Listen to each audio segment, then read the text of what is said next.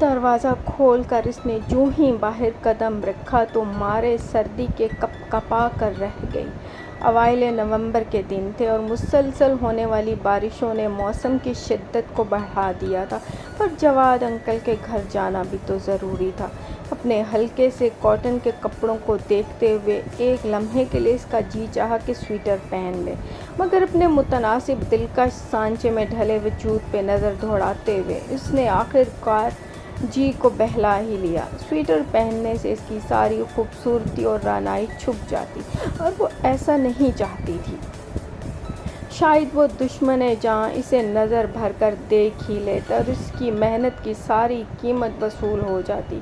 Imported shampoo سے دھلے ہوئے بال شانوں پہ بکھرے تھے، مناسب میک اپ سے اس کے تیکھے نین نقوش مزید اجاگر ہو گئے تھے۔ نازک سی جوتی میں مقید گلابی پاؤں تیز تیز قدم اٹھاتے ہوئے بڑے بے چین سے تھے۔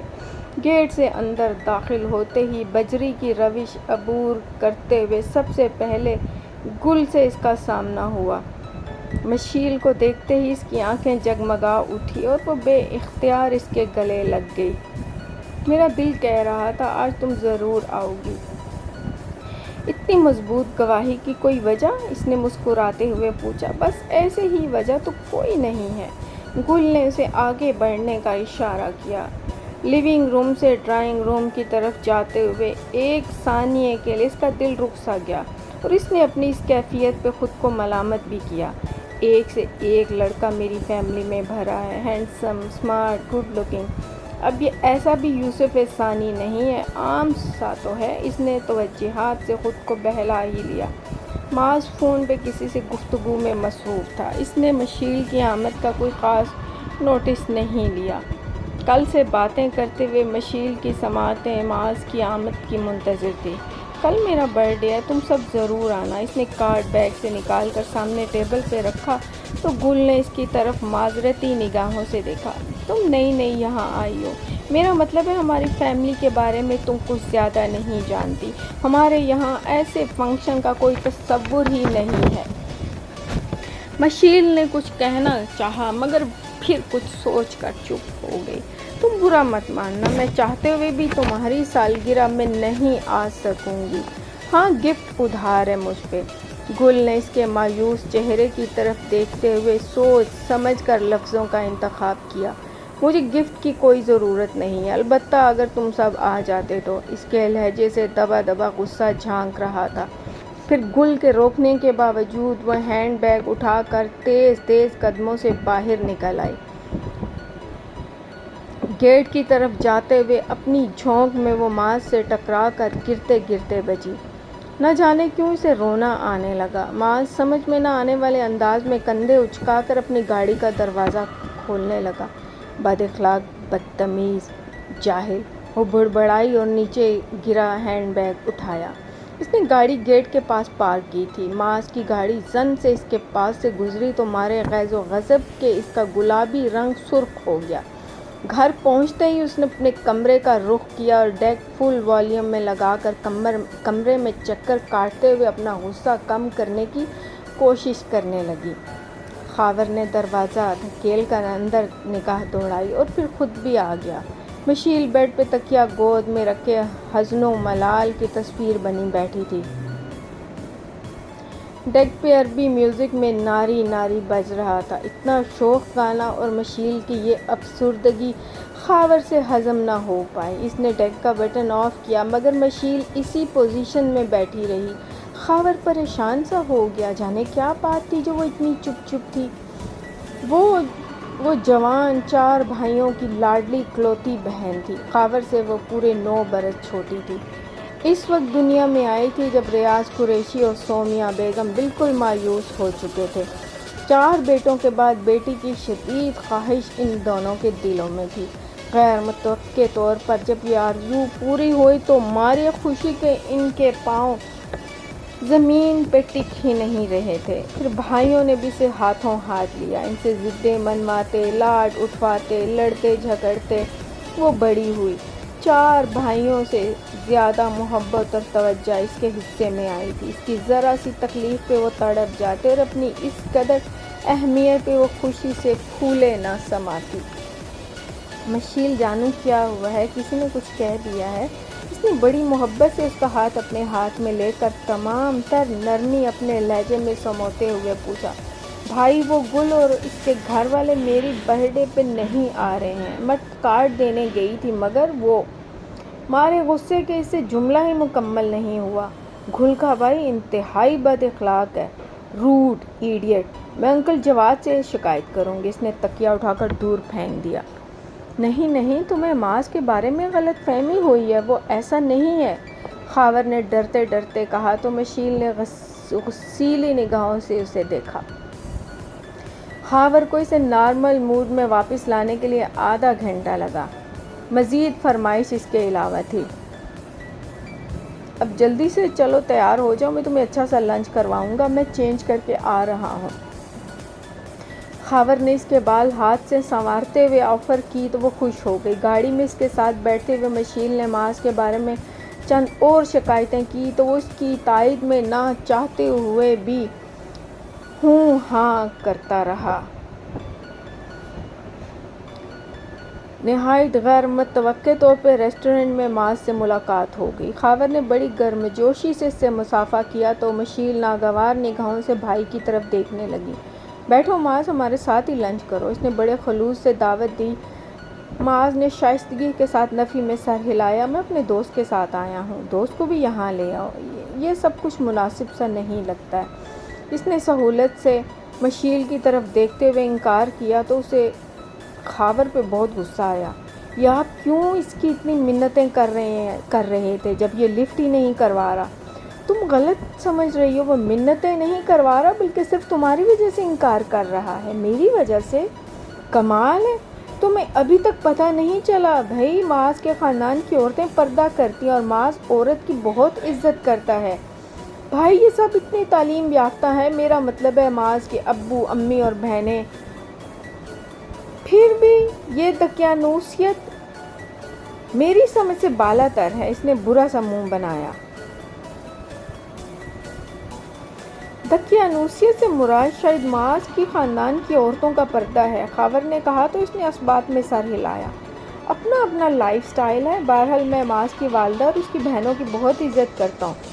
خاور نے بات ختم کر دی اور مشیل کی طرف دیکھا جو بڑی بے دلی سے اٹیلین پڈنگ کھا رہی تھی۔ صاف لگ رہا تھا کھانے پہ اس کی بالکل توجہ نہیں ہے۔ خاور بل ادا کر کے باہر نکلا تو معاذ اپنے دوست کو خدا حافظ کہہ رہا تھا۔ خاور رک گیا تو مشیل اس کے پاس سے گزر کر اپنی گاڑی کے قریب جا کر کھڑی ہو گئی۔ خاور 15 منٹ کے بعد اس کے پاس آیا تو مشیل نے بھائی کو دیکھتے ہوئے خاصی زوردار آواز میں دروازہ کھولا اور اندر بیٹھ گئی۔ اسے ایک بار پھر رونا آ گیا۔ آج صرف معاذ کی وجہ سے 2 مرتبہ رونے پہ مجبور ہوئی۔ الو جاہل کہیں کا۔ اس نے دل میں معاذ کو گالیوں سے نوازا اور توجہ باہر دوڑتے بھاگتے مناظر پہ مرکوز کر دی۔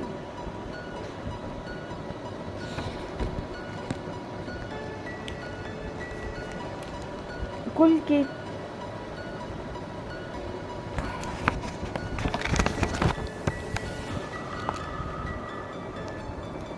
کی طرف سے میلاد کا بلاوا آیا تھا۔ مما نے جانے سے معذوری ظاہر کر دی۔ وہ اپنی دوست کی بیٹی کی شادی میں مدعو تھی۔ دونوں بھابیاں میکے میں تھیں، باقی مشیل اور فری رہ گئی تھی، سو ان دونوں نے محفل میلاد میں جانے کی حامی بھر لی۔ خاص طور پہ مشیل تو اس بلاوے سے بہت خوش تھی کیونکہ ایک ہفتے سے اس نے خود سے عہد کر رکھا تھا کچھ بھی ہو جائے بغیر کسی وجہ کے گل کے گھر نہیں جانا۔ یہ 7 دن بڑی ٹینشن میں گزرے تھے، کہیں محبت کا کھڑاک تو نہیں پال لیا۔ شازینہ نے گہری نگاہوں سے مشیل کو دیکھا تو اس نے برا سا منہ بنا لیا۔ وہ اس وقت شازینہ کے گھر میں اس کے بیڈ روم میں بے تکلفی سے نیم دراز تھی۔ شازینہ کے گہرے جائزے نے اسے ڈسٹرب سا کر دیا اور وہ اٹھ کر بیٹھ گئی۔ میں اور محبت 2 متضاد چیزیں ہیں، مجھے تو معاذ کے رویے نے تیش دلایا ہے۔ Well done. یہ محبت سب بکواس ہے، زندگی انجوائے کرو۔ تمہاری طرف نہیں دیکھتا تو دیکھے گا، ڈونٹ وری، پر اسے سر پہ مت چڑھانا۔ اس قوم کو زیادہ منہ نہیں لگانا چاہیے، اسٹوپڈ کمزر۔ دونوں ہاتھوں پہ ہاتھ مار کر مسکرائی تو مشیل کو اپنے دل سے بوجھ سرکتا محسوس ہونے لگا۔ مگر آج گل کی طرف سے میلاد کے بلاوے پہ وہی بوجھ از سر نو اسے دل پہ رکھا محسوس ہونے لگا۔ مایوسی کو دور جھٹک کر وہ تیار ہونے لگی۔ ہاف سلیو کی کاسنی قمیض اور شلوار میں ملبوس اس نے دوپٹہ کسی شو پیس کی مانند مجبوراً کندھے پہ ڈالا تھا۔ ہلکے پھلکے میک اپ کے ساتھ وہ انتہائی قابل توجہ لگ رہی تھی۔ پری کے ساتھ جب وہ گل کے گھر پہنچی تو وہ اسی کے انتظار میں تھی۔ ان دونوں کے برعکس وہ انتہائی سادہ لباس میں تھی۔ گل کے ہاتھ کی پوروں اور ناخنوں پہ لگی مہندی دیکھ کر مشیل نے خواہ مخواہ اپنے نیل پینٹ سے سجے لمبے ناخنوں کا جائزہ لیا۔ میلاد کے بعد مٹھائی اور چائے سے ان سب کی تواضع کی گئی۔ معاذ نے پری بھابھی کو دیکھا تو رسماً حال چال دریافت کرنے لگا۔ اس سمے مشیل نے اپنے تئیں اپنی سخت توہین محسوس کی، کیونکہ اس نے پاس بیٹھی مشیل کو بالکل نظر انداز کر دیا تھا۔ چند سیکنڈ پری بھابھی کے پاس رکنے کے بعد وہ اپنی فیملی کی طرف مڑ گیا تو مشیل کی نگاہیں اس کے قدموں کے تعاقب میں بھاگنے لگیں۔ گل کے ماموں کے گھر ان کے سب سے چھوٹے بیٹے کا عقیقہ تھا۔ اس سلسلے میں وہ سب ماموں کے ہاں مدعو تھے۔ گل نے فون کر کے اسے بتایا، مگر میں آج تمہاری طرف آنے کا سوچ رہی تھی۔ کل آ جانا، معاذ بھائی کی طبیعت بھی خراب ہے۔ میں نہیں جا رہی تھی مگر انہوں نے زبردستی جانے پہ مجبور کر دیا ہے۔ میں 3-4 گھنٹوں میں واپس آ جاؤں گی۔ یوں کرو تم اگر کل نہ آؤ تو آج بے شک 6 بجے کے بعد آ جانا۔ گل کے لہجے میں بھائی کے لیے فکر مندی تھی۔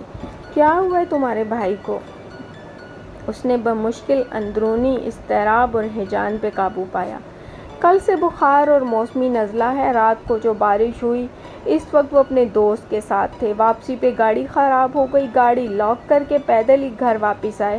شاید اسی وجہ سے ٹمپریچر ہے۔ ویسے 3-4 دن پہلے سے ہی ان کی طبیعت خراب تھی۔ یہ بارش تو بہانہ بنی ہے۔ امی تو مسلسل چاروں کل، سورہ کوثر اور سورہ یاسین پڑھ پڑھ کر پھونک رہی ہیں۔ شاید نظر بد کا اثر ہو۔ یوں بستر پہ پڑے ہیں، میرا تو اپنا دل پریشان ہے، کیا بتاؤں۔ او گاڈ، یہ لوگ ذرا سی بات کا پتنگڑ بنا دیتے ہیں اور بخار کو نظر بد کا اثر قرار دے رہے ہیں۔ بھلا ان موصوف کو کس کی نظر لگ سکتی ہے؟ ہرکلیس ہے پورا۔ اس نے دل کے محسوسات کو عیاں نہیں ہونے دیا اور گل سے 2-4 ادھر ادھر کی باتیں کر کے فون بند کر دیا۔ اسے بے چینی سے دوپہر کا انتظار تھا، اس لیے اس کی بے قراری قابل دید تھی۔ 2 بجنے میں بھی آدھا گھنٹہ تھا جب وہ مما کو گل کے گھر جانے کا کہہ کر نکلی۔ اس سلسلے میں اس نے آج خصوصی اہتمام کیا تھا، پوری طرح کیل کانٹوں سے لیس تھی۔ تنہائی میں دیکھیں گے مسٹر معاذ تمہیں، شاید سب کے سامنے مجھ پر نظر ڈالنے سے تمہیں اپنی چوری پکڑے جانے کا خوف ہوتا ہے۔ اس معاذ پہ در پہ ناکامیوں نے اسے احساس توہین میں مبتلا کر دیا تھا۔ وہ بے حد ریش ڈرائیونگ کر رہی تھی۔ 2 بجے سے پہلے ہی وہ سفید گیٹ کے سامنے موجود تھی۔ گاڑی سے اتر کر اس نے کال بیل پہ انگلی رکھ دی۔ چند سیکنڈ بعد گیٹ کھل گیا۔ چوکیدار قریب ہی تھا شاید، ویسے دن میں وہ یہاں نہیں ہوتا تھا، آج گھر والے خود اسے چھوڑ کر گئے تھے۔ چھوٹی بیوی گھر پہ تو کوئی نہیں ہے، وہ ادب سے بولا۔ وہ جانتا تھا گل کی سہیلی ہے۔ مجھے پتہ ہے، میں تو معاذ کو دیکھنے آئی ہوں۔ چھوٹی بیوی تو گھر پہ نہیں ہے، وہ ادب سے بولا۔ وہ جانتا تھا گل کی سہیلی ہے۔ مجھے پتہ ہے، میں تو معاذ کو دیکھنے آئی ہوں، اس نے دھڑلے سے جھوٹ بولا۔ چوکیدار نے گیٹ کھول دیا اور اس نے گاڑی باہر ہی کھڑی رہنے دی۔ معاذ کے کمرے کا راستہ اسے معلوم تھا۔ چند سیکنڈ دروازے پہ رک کے اس نے تیزی سے دھڑکتے دل پہ قابو پایا۔ ہاتھوں سے بال سنوار کر اپنے سراغپے کا از سر نو جائزہ لے کر اس نے دھیرے سے اندرونی دروازے کو اندر کی طرف دھکیلا، جو ذرا سی حرکت سے چوپٹ کھل گیا۔ کمرے میں مکمل اندھیرا تھا۔ وہ اندر آ گئی۔ معاذ حیرانی سے اٹھ بیٹھا، ویسے بھی وہ سویا ہوا نہیں تھا، صرف آنکھیں موندے لیٹا تھا۔ السلام علیکم۔ اندر کمرے میں کھڑی مشیل کو وہ بخوبی پہچان گیا۔ سچ مچ اسے حیرت کا جھٹکا لگا جب اس نے سلام داغا۔ اس نے بستر سے اتر کر فوراً کھڑکیوں سے پردے سرکائے۔ آپ اس وقت یہاں کیوں؟ آپ پریشان ہو گئے ہیں؟ مشیل نے بمشکل بہادری دکھائی، ورنہ اس کے سامنے جانے کیا بات تھی۔ اس کی ساری بھاگ جاتی تھی۔ میں گل کے پاس کام سے آئی تھی، یہاں آ کر پتہ چلا وہ تو گھر پہ نہیں ہے، سوچا آپ کی خیریت ہی معلوم کر لوں۔ اس نے چہرے پہ زبردستی بشاشت لاتے ہوئے کہا تو معاذ اسے دیکھ کر رہ گیا۔ مس مشیل گھر پہ کوئی نہیں ہے، آپ کو گیٹ سے ہی واپس ہو جانا چاہیے تھا، خواہ مخواہ اندر آنے کی زحمت فرمائی۔ آپ تو ہیں نا۔ اصولاً اس عزت افزائی پہ اسے احساس ہو جانا چاہیے تھا، مگر وہ دلکشی سے مسکراتی رہی۔ میں تو آپ کو دیکھنے آئی تھی، اب آپ تشریف لے جائیں۔ اس لڑکی کی کم عقلی پہ معاذ کا دل چاہا اس کے ہوش ٹھکانے لگا دے۔ آپ کیوں پریشان ہو رہے ہیں؟ میں کھا تو نہیں جاؤں گی آپ کو؟ اپنے جملے کے نامناسب ہونے کا احساس اسے خاصی دیر سے ہوا۔ مس مشیل نہ جانے کن خطوط پہ آپ کی پرورش کی گئی ہے، میں تو حیران ہو رہا ہوں آپ کس دھڑلے سے اندر چلی آئیں۔ کیا کبھی کسی نے آپ کو یہ نہیں بتایا مرد کی تنہائی میں یوں بہادری سے مخل ہونا بعض اوقات کتنا خطرناک ثابت ہو سکتا ہے؟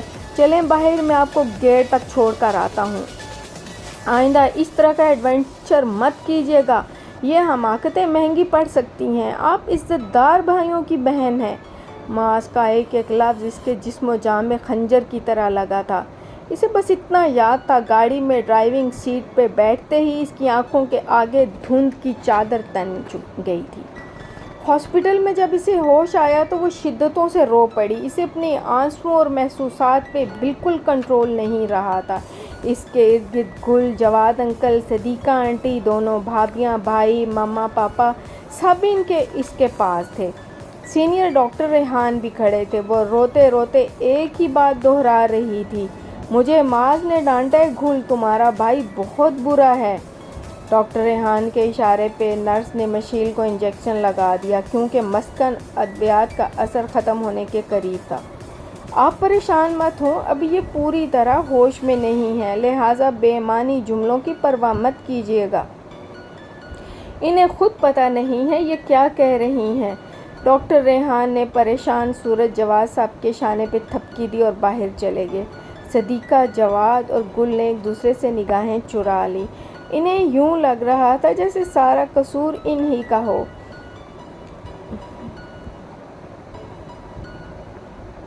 جواد صاحب متفکر سے مشیل کے سرہانے بیٹھے ہوئے تھے، جو دوبارہ غنودگی میں جا چکی تھی۔ اب بھی ایک آدھ بے معنی سا جملہ اس کے لبوں سے برآمد ہو رہا تھا، معاذ تم میری طرف کیوں نہیں دیکھتے؟ میں بدصورت تو نہیں ہوں؟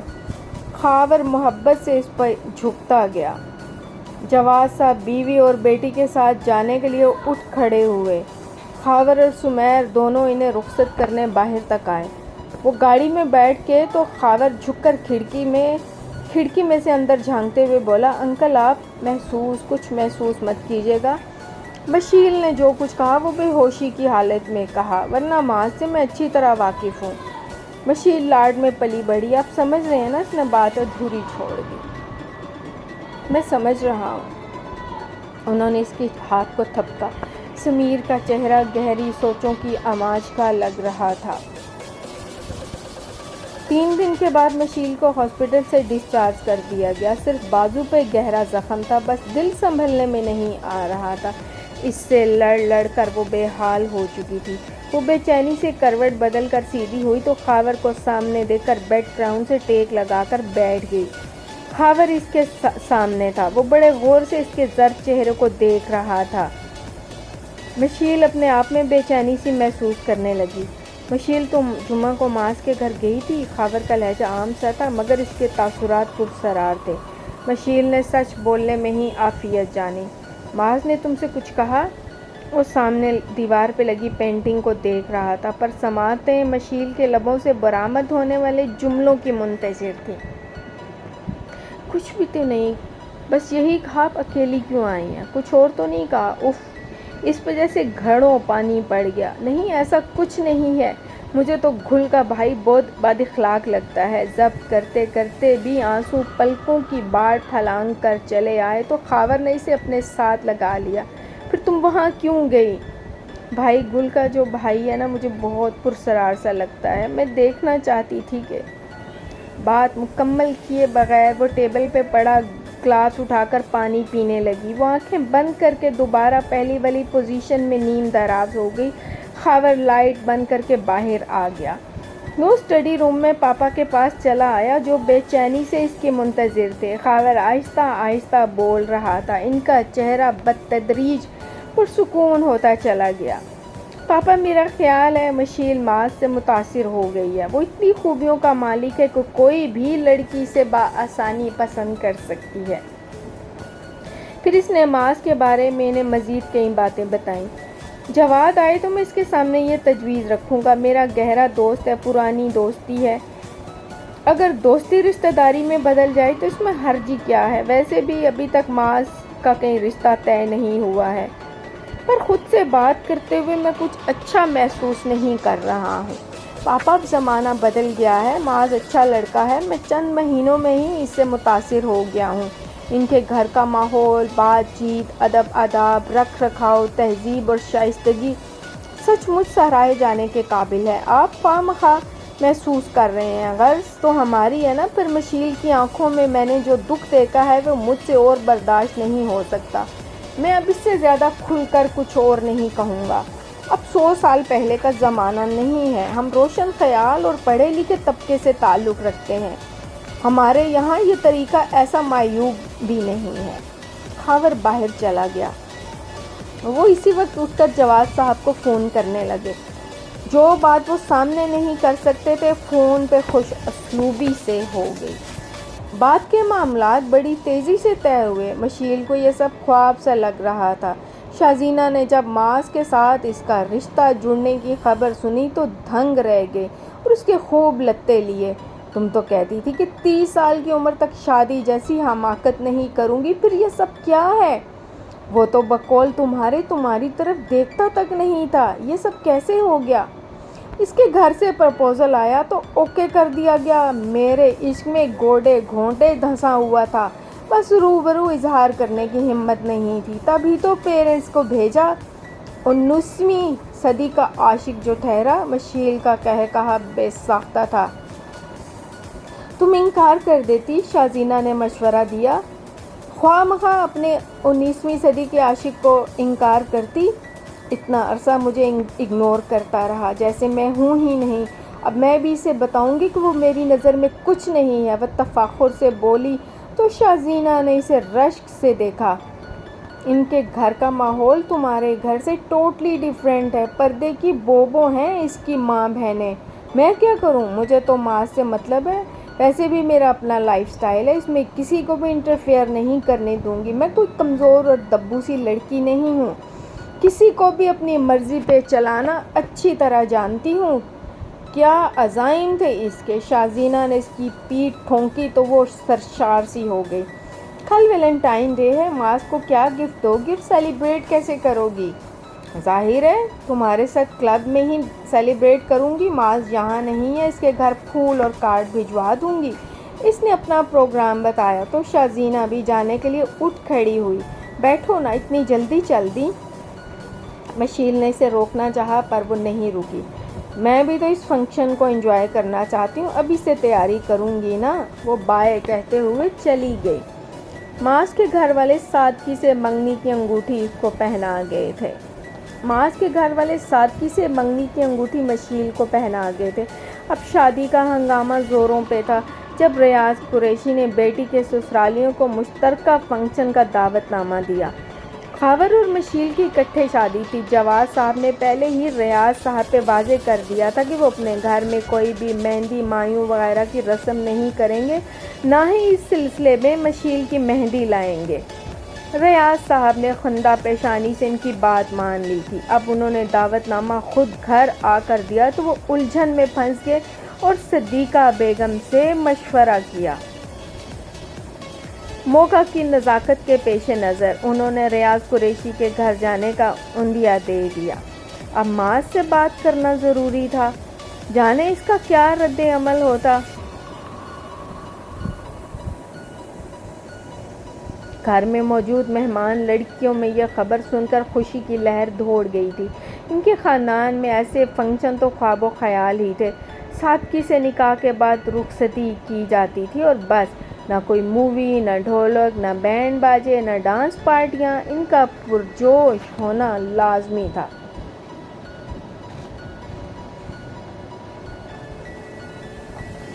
جواد صاحب اپنی بات کہہ کر اس کا چہرہ دیکھ رہے تھے۔ معاذ کے تاثرات سے صاف ناپسندیدگی اور بیزاری عیاں تھی۔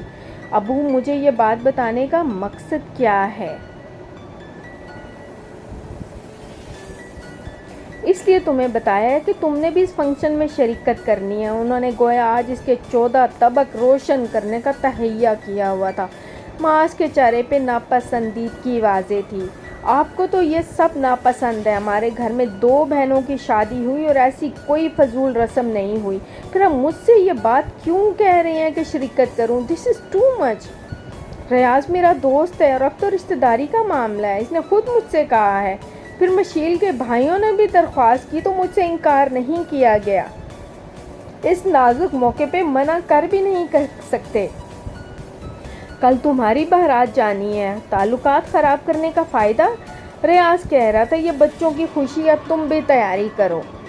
جواد صاحب بات مکمل کر کے فون کرنے لگے تو معاذ کو سخت غصے نے آن گھیرا۔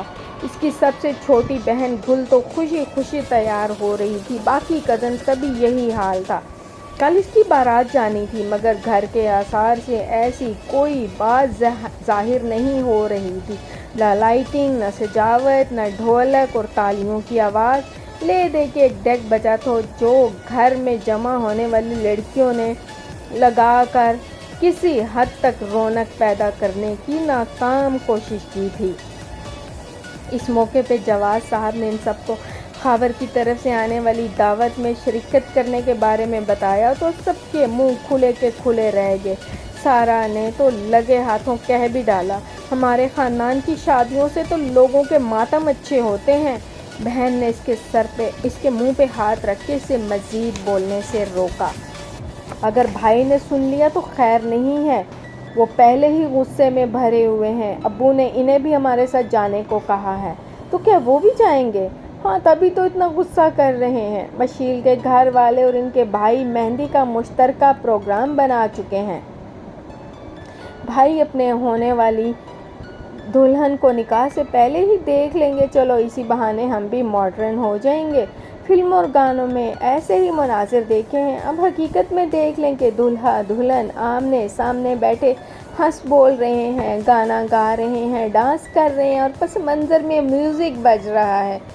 گوری کرت سنگھار آئی مہندی کی یہ رات، نگین کی اس چوٹ پہ گل تل ملا ہی تو گئی۔ میرے بھائی ایسے نہیں ہیں۔ اس نے لپسٹک بڑے زور سے ڈریسنگ ٹیبل پہ پٹکی تو نگین نے کندھے اچکا کر نا سمجھی کے انداز میں اسے دیکھا۔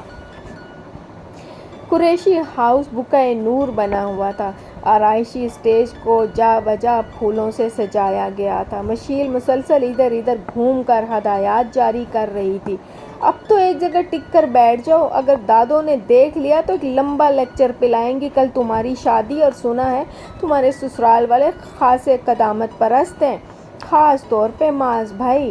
ارم نے اطلاع پہنچائی، بعد میں دیکھا جائے گا، تمہارے معاذ بھائی کو اپنے رنگ میں نہ رنگ لیا تو نام بدل دینا۔ مشیل نے گردن اکڑا کر خالص فلمی لہجے میں کہا تو سب ہنس پڑی۔ اب تم آرام سے بیٹھ جاؤ، مہمان آنا شروع ہو گئے ہیں۔ یوں ہی پٹر پٹر بول کر اور دیدے پھاڑ پھاڑ کر سب کو دیکھتی رہی تو خاک روح پائے گا۔ ارم نے دادوں کی نقل اتاری تو مشیل نے اس کی کمر پہ مکہ مارا۔ ان کی بات ہی نہ کرو، نہ جانے کون سے زمانے کی بات کرتی ہیں۔ ہفتے میں کوئی 1000 مرتبہ بتا چکی ہیں کہ جب ان کی شادی ہوئی تو ہفتہ بھر پہلے ہی وہ سر منہ لپیٹ کر کمرہ نشین ہو گئی۔ مرد تو مرد، کسی عورت نے بھی ان کا چہرہ نہیں دیکھا۔ مجھے تو یہ سب قصے کہانیاں لگتے ہیں، بھلا ایسا بھی ہوتا ہے؟ ارم نے بھی مشیل کی بات کی تائید کی۔ کمرے میں، وہ بھی کونے میں، مسلسل 7 روز گردن جھکا کر بیٹھنا کتنا تکلیف دہ ہوتا ہوگا نا؟ مشیل نے بے اختیار جھرجھری لی۔ اس لیے تم نے بیٹھنے کا تکلف ہی نہیں کیا، سوما نے نامحسوس انداز میں طنز کیا۔ مشیل ذرا بھی نہیں سمجھی۔ میری آنکھوں کا میک اپ تم خود کرنا، اس سلسلے میں بیوٹیشن پہ اعتبار نہیں کر سکتی۔ تم آنکھوں کا میک اپ غضب کا کرتی ہو، میں کپڑے بدل لوں۔ اس نے ارم کو ایک بار پھر یاد دہانی کروائی جو مہندی کی ٹیوب پکڑے سوما کے ہاتھ پہ ڈیزائن بنا رہی تھی۔ وہ سر ہلا کر رہ گئی۔ ساری لڑکیاں اچھی طرح چادریں لپیٹے ماس کے ساتھ جانے کے لیے تیار تھیں۔